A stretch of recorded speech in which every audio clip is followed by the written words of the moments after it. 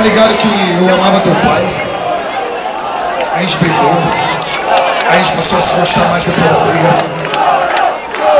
Um dia a gente resolveu ser parceiro pra sempre. E Locomotiva numa época que o Rapa entrou de férias, que era meio que uma época pra gente desopilar. De tantos anos de carreira, a gente precisava respirar. E talvez eu tenha sido naquele momento ali o cara que ouviu o céu azul e falou pra ele, pode botar fé que essa música é foda.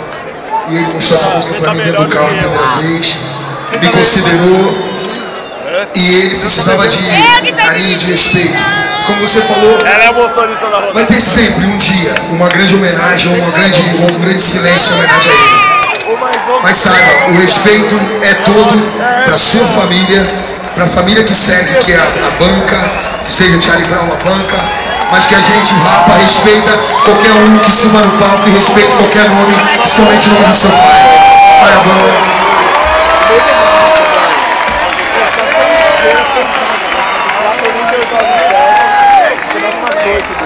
Da nossa maneira, da nossa singela maneira, hoje, pra essa rapaziada aí, você é seu pai.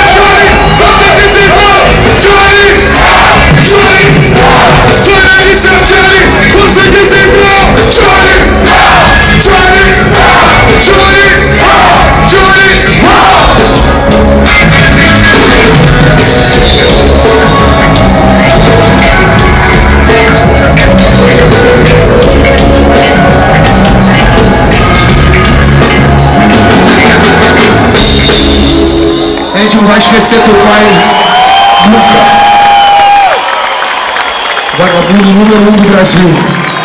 Mais amado. Antes de eu sair daqui, eu queria falar só uma pequena coisa. Raimundos, o Rapa, 89, tudo isso era parte da família do meu pai. Então eu quero uma salva de palmas pra essa galera que tá aqui, que é o Rapa. Os caras representavam meu pai de verdade. Meu pai tinha orgulho de virar e falar, eu sou empregado do Falcão, do Locomotivos. Então uma salva de palmas pra todo mundo que tá aqui, galera. Vai! Pra você também, vagabundo. Seja bem-vindo sempre aqui e pensa na maneira mais sensata e mais maneira que eu possa, em nome da família Rapa, representar na sua cidade alguma coisa ao seu pai. Conexão Santos. Santos, Rio de Janeiro. Santos e eu. Falou, galera. Abraço, abraço, abraço, abraço.